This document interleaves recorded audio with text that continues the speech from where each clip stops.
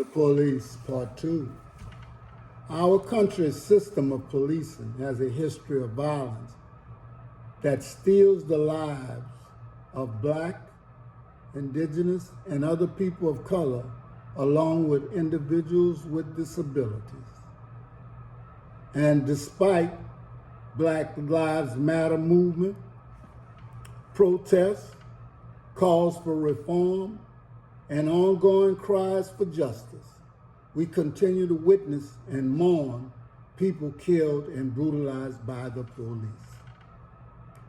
These acts of violence, along with the often lack of accountability, damages trust and affects young people across the United States, prompting parents, caregivers, educators, communities to seek resources on how to address these subjects at home or in the classroom. But let me tell you, the first thing that people have to come to grips with is that we have to act as though this was back in the colonial days, the people going against the king because of unfair taxes, mistreatment by the British. Blacks got to understand that you have to take care of yourself.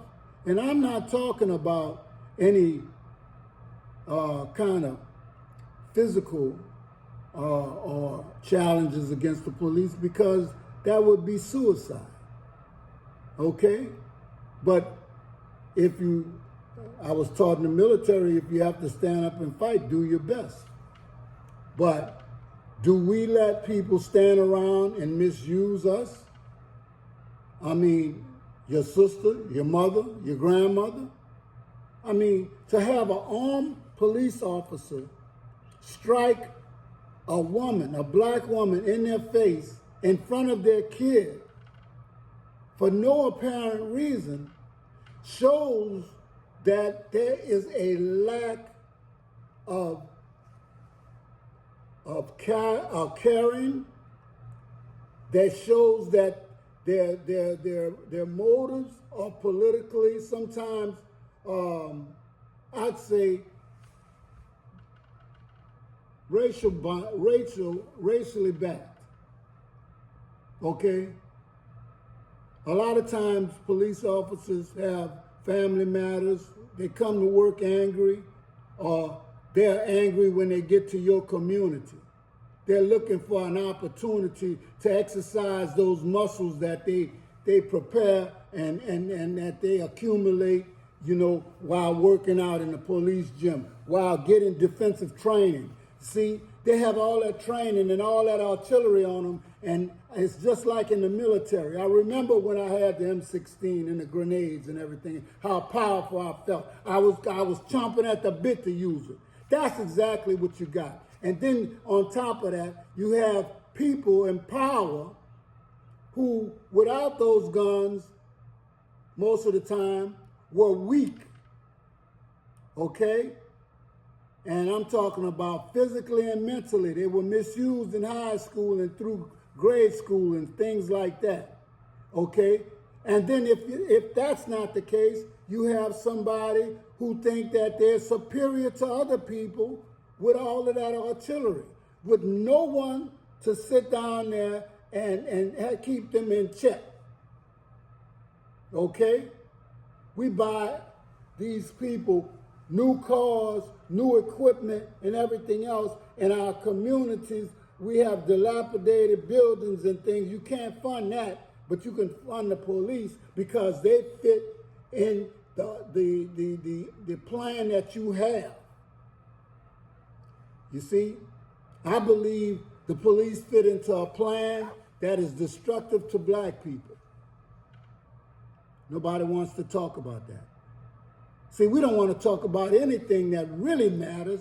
We want to shake and dance. You understand? We want to act like ain't nothing happening. We want to act like we their friend, Now, some people will never like you just simply because of who you are. But you don't even know who you are. The police pro the system of solidarity, okay? And one of the things about solidarity is you can live with the injustices of your fellow officers even though you know it's wrong. I'm looking at something that talks about Black Lives Matter. I'm looking at something that talks about the NAACP. What I'm looking at is people who were given money, power, and the ability to fight for a community that they are no longer serving. I don't care about all the behind door deals that you do. We need to see your action out in front. Where is the Black Lives Movement at right now? Administratively? Because we don't need that. There's been a lady who's been going to the United Nations for over, I guess, 40, 50 years, talking about reparations and mistreatment of black folks, slavery, and all of that. And then we find out the United Nations is in on the destruction of black folks too. Africa doesn't have a major seat on that council. They support the very slave-type mentality that these rich people carry with them when they go to Africa and they steal the resources of Africa.